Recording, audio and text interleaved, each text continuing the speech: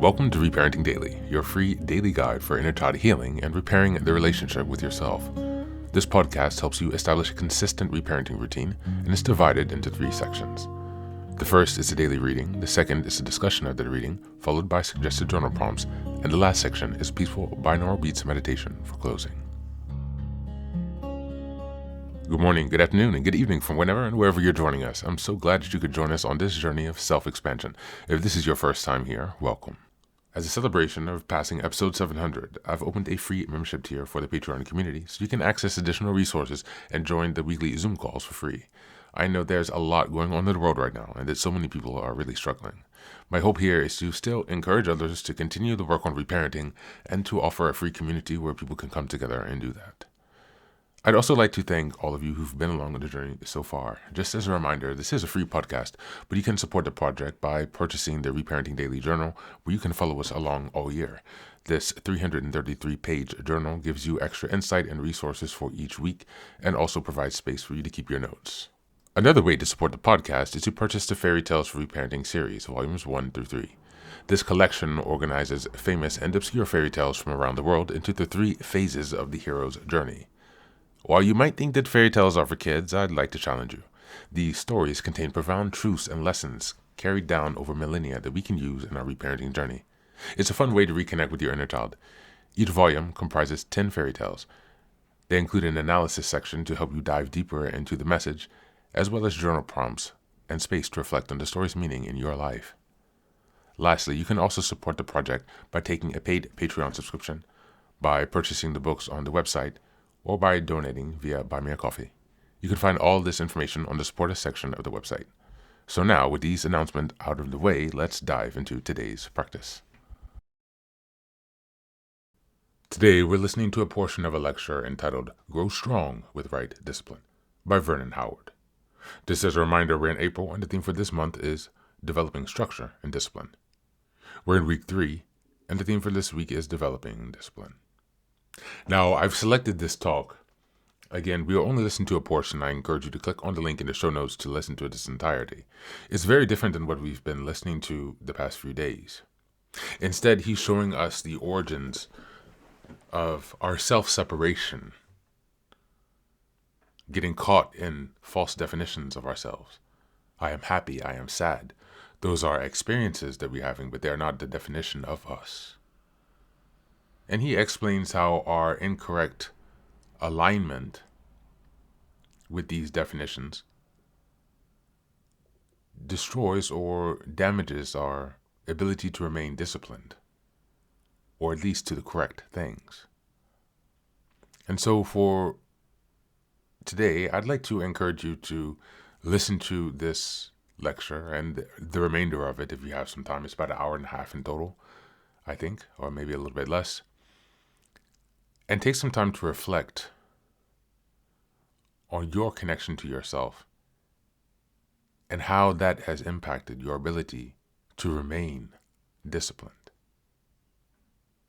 Today we won't have a reflection section, but I encourage you to listen to the article, the lecture in its entirety when you have some time, and just reflect on what lessons you take away from this talk and how it helps you shift your perspective on discipline.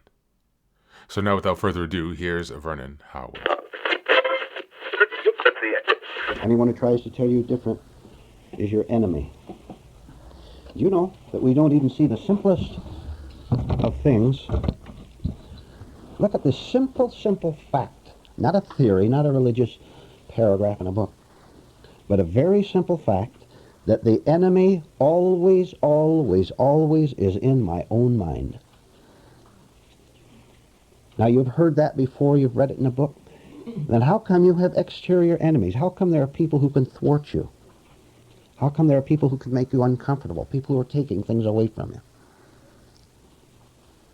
How come Mama and Papa's, the very sound of their name can still make you fearful and cow you and make you hate them too? Isn't it dreadful? The enemy is so vague. You can't just double up your fist and poke him, because you don't know what direction to poke in. And so what do? Poke every direction, hoping we'll have a lucky break. Enemy. Write down the sentence, please. Right discipline is a part of right instruction. Right discipline is a part of right instruction.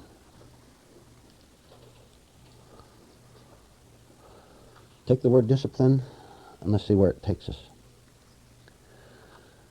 Very few of us can take much discipline from the outside, and we can't take very much from inside either. This is why it's quite necessary, if we're going to change the kind of people we are inwardly, why it is quite necessary at the start to take discipline from the outside.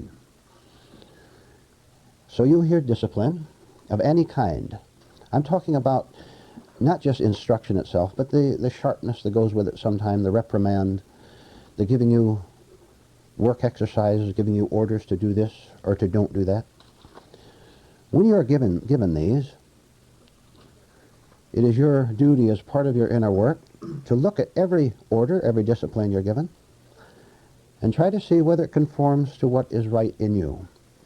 This is very necessary and a very intelligent act, because without that, you will never be able to find out what is right from yourself. If we're just going to follow other people's orders because they sound authoritative or they've read a lot of books, we're going to just take someone's word for how our lives should be lived.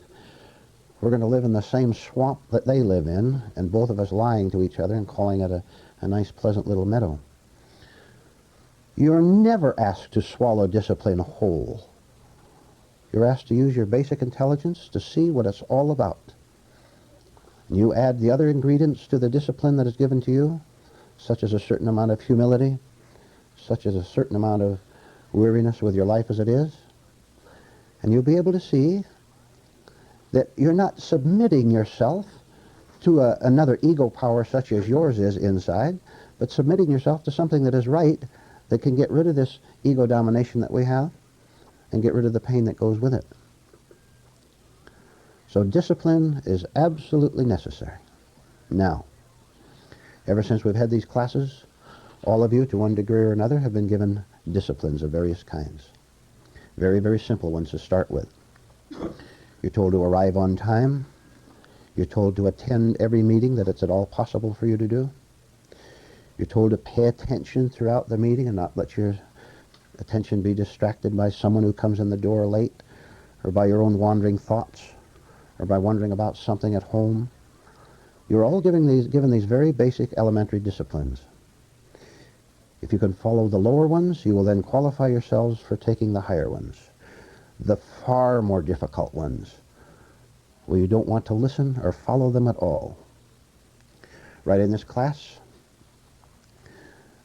you can see for yourself, if you watch your own self in these classes, that you fall into various classifications, one of several classifications for taking discipline. Some of you, for example, don't need very much discipline as far as this class is concerned. You come all the time, you do pay attention. You behave properly, you have good manners here. Not too much there. Others of you, not just in this class, but in your private life where it affects the class, have been given definite instructions as to how to behave, what to do in order to find yourself.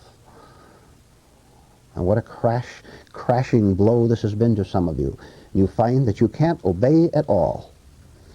You have to be herded around like sheep, because you're not even aware that you've wandered out of the field and going to fall into the swamp. So maybe it's a pretty good idea if occasionally you are yelled at, if you're told, watch out where you're going. So isn't that nice to know that someone outside of yourself, not me personally, but the truth, can be the good shepherd that'll keep us from falling into the swamp. There are other classes of people, and these overlap and intermingle, you should understand. There are other classes of people, maybe some right in this room. You have to judge. Some in this room, some have come here once or twice, who can take no discipline whatever. Therefore, they're unteachable, they're incapable of learning, incapable of doing anything but following their own sickness, their own pains, their own hatreds, and their own hostilities, and just living with that. That is what they have chosen. Watch yourself carefully in relation to the subject of discipline, and see in very small ways of how you're not submitting to it in this room. If my memory was that good, I could give you 100 instructions that you have been given here. For example, Just for example, you've been told to suddenly of yourself, and I'll do it now, just relax. Drop your jaw a little bit and let your hands go loose. See, now you followed exterior orders on that, and that's fine. Why didn't you do it by yourself? Why didn't you remember yourself and do it all by yourself, and perhaps a dozen other things that you were told? If you resist discipline, if you resent it, no learning is possible. As I look at you and I can see that you can begin to take a little more, you will be given it. Any severe instances of bad behavior in the class, or not following the few class rules, which we don't have too many of, any severe deviation from that, and you will be told about it very severely if there is still a chance for you. I'm not going to waste my time talking to you if you don't want it.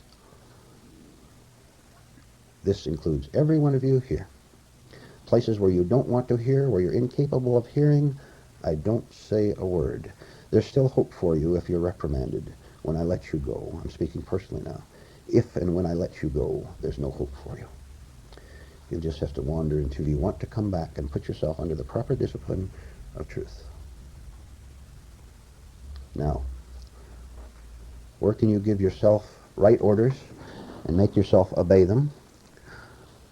A right order to yourself being, whatever happened, I'm going to use it. Whatever happened, I'm going to use it properly. I'm going to use it to find out, first of all, what mechanical force took me over to make me behave badly. I'm going to understand the situation in order to understand why I was taken over and not living for my real self. You know, I'll tell you something very interesting, very advanced, but very interesting. When you reach the point, and this all very much connects with discipline, when you reach the point where you're able to be awake, aware, conscious for a while, even for short periods of time, even standing up here on Sundays and giving your talk, you're standing up there and you've achieved a certain amount of freedom from your mechanical self. And you can feel that you're talking to the people and yet are one with them, that there's no one to impress, no hostile face out there that you have to defend yourself against. And you can feel the rightness of your state. All right. But you're still not strong enough to keep yourself awake all the time. You'll find this interesting, Jim. All of a sudden, right in the middle of your talk, because you're not able to keep awake all the time, right in the middle of it, you will feel a loss. You will feel yourself wandering. You feel as if, to use the word, as if the spirit has left you. But being a worker, you can be aware of this state where you're not there, not talking fully and wholly, but are rambling on sort of that will bring you back. This is indescribable, but you will see as you practice. Or not just giving a talk. You're talking with someone in your home, and you're working on yourself all the time. You're not identifying with their face, with their age. You're not wanting anything at all from them. And all of a sudden, you'll catch yourself going into a little bit of a mechanical rambling, of course, which will revolve around you, around your life, what you want, what you're going to get. If you've been disciplining yourself properly all along, right in the middle of a sentence, even if you have visual alertness, you'll be able to look at that man's or that woman's face, and you'll see that they are bored with you, and they're bored with you because you're rambling on about yourself. That very observation of them connected with your inner observation will stop you right in the middle of a sentence, and you'll be awake again for a while. It's a fascinating experience to see yourself be quite aware of what you're doing. You know you're talking. You can hear the sound of your voice. You know where your hands are. You know whether they're paying attention or not. And then if you go to sleep a little bit, you'll be able to feel yourself falling off, and you'll say no with a big exclamation point after it, and that will wake you up and bring you back to where you should be all at once. All this comes through paying attention to the rules, following them, wanting to be out of the trap more than you want anything else. Another discipline you could work on is to really actually see, let me start over, to see your actual motives for doing something. To see a real motive, an actual motive, is to make you free of it if it is a false one. You have a wrong motive at all, the very seeing of it will free you of the pain and the punishment of it. You have a motive to get revenge on someone, mentally, verbally, or whatever, and you're able to catch yourself wandering off into this state of sleep where you're actually beginning to enjoy getting revenge on someone, thinking bad thoughts on them. You catch yourself and cut those off all at once, and you see what your motive was. The minute you see it, you're free of it. Isn't that nice? Everything that we do in this class, and you working out there, brings you back to that glorious word, which I use deliberately, that glorious state where you are doing what you really want to do. Instead of wasting your time and wasting your life in foolishness, which you call friendship, which you call sociality, even maybe what you call spiritual studies. You're doing what you really want to do. And then you can have spiritual studies here and at home and walking down the street and at the office too, can't you? Isn't that what you really want to do? Spiritual studies that get us out of the self-made trap. All right? Discipline yourself to a sudden switch in subject and see what you can get. I'll start at the very beginning with fundamental sentences. What's your reaction to this now? And then we'll follow it. Pay attention. Discipline. There is no permanent self. There is no permanent self. You have no permanent self. I have no permanent self at all. You call yourself by a certain name and you have all your activities and what you're going to do tomorrow and what you did last year. And you're a certain kind of a person, male, female, French, British, whatever. There is no permanent self because there are no permanent thoughts to make them permanent. There is no permanent self because there are no permanent thoughts to make them permanent. All right? Have you ever just sat back sometime and watched your own thoughts as they come up in your mind, not trying to guide them, not doing a thing with them? Just sit back. You do it. You get all alone in the house. Shut the TV off. No cigarettes, no coffee. Just sit there. You don't have to do a thing. You just have to sit there and watch. It'll all be done. Your mind is going to work whether you want it or not. It's going to be in action. Sit there and watch the thought come up. The thought comes up, I have to mow the lawn tomorrow. Fine. The thought, mow lawn, comes up. What happens to it? You don't put it away. Doesn't it go away all by itself? Next thought comes up, I better go shopping before the store closes. Next, that goes away. Next thought comes up, whatever it might be. I'm going to sew my dress or whatever. All these thoughts come up. Now, suppose the thought comes up, I am sad. I am sad, and the emotions agree with it. I'm very sad. The telephone rings, come to our party. Who's sad now? See? What happened to the sad person? The sad person was the description of yourself as being sad. It went away this time because an outside agency took it away. It'll come back, you understand, tomorrow night because you didn't take it away yourself by understanding your thoughts and letting them fade out. That thought was simply suspended over in a corner, and tomorrow night when the party's over, it'll come back and you'll say, oh, I'm sad again tonight. All right. If we can understand that thoughts rise by themselves, appear, we become aware of them, do we not, if we're watching them? And then they'll fade out by themselves. If they fade out, what happens to either the sad you or the happy you? Or, which are you, the happy you or the sad you? In time we see that we're neither of these because these are simply self-descriptions.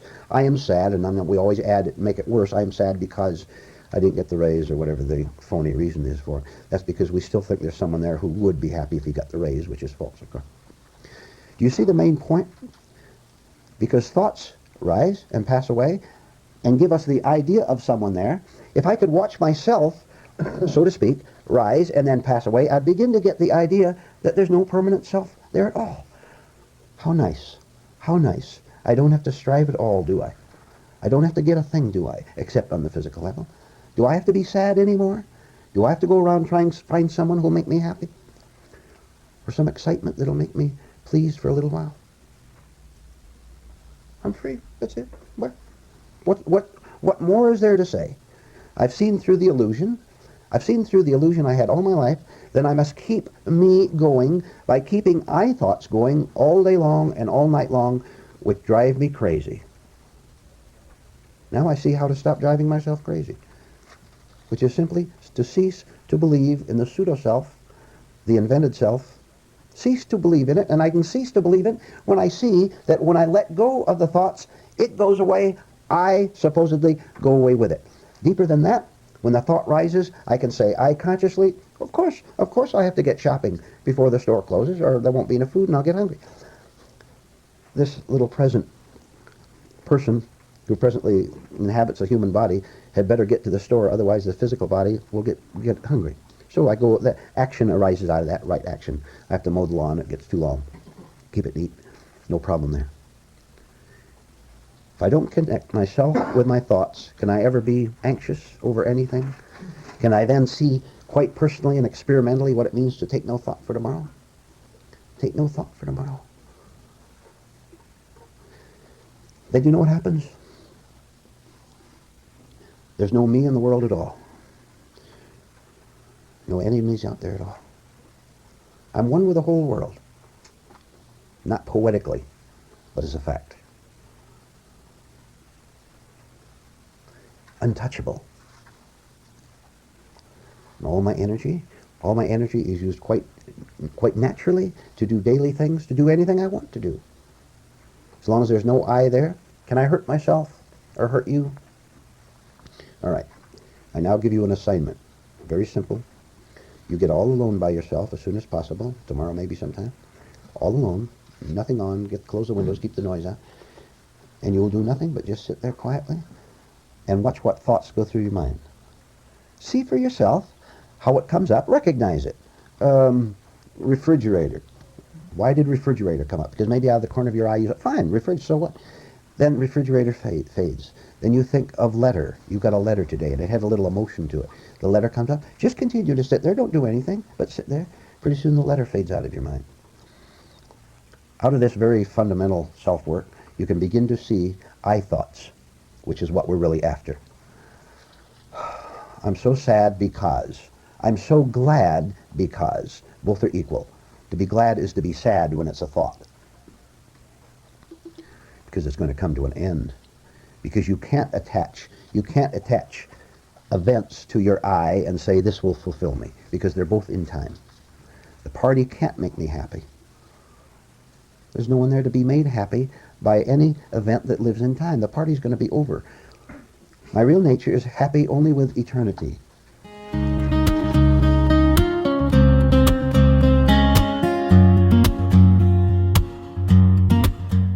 Welcome back.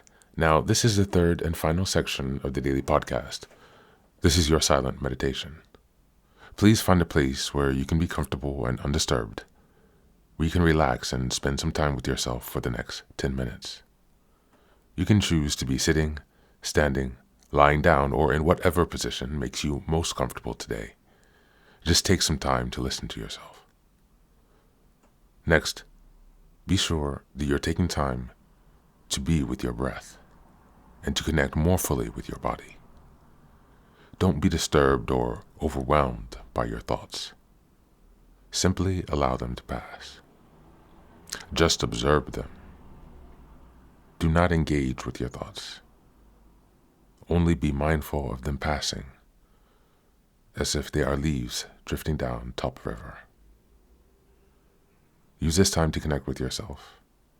Whatever time of day you are listening to this, namaste.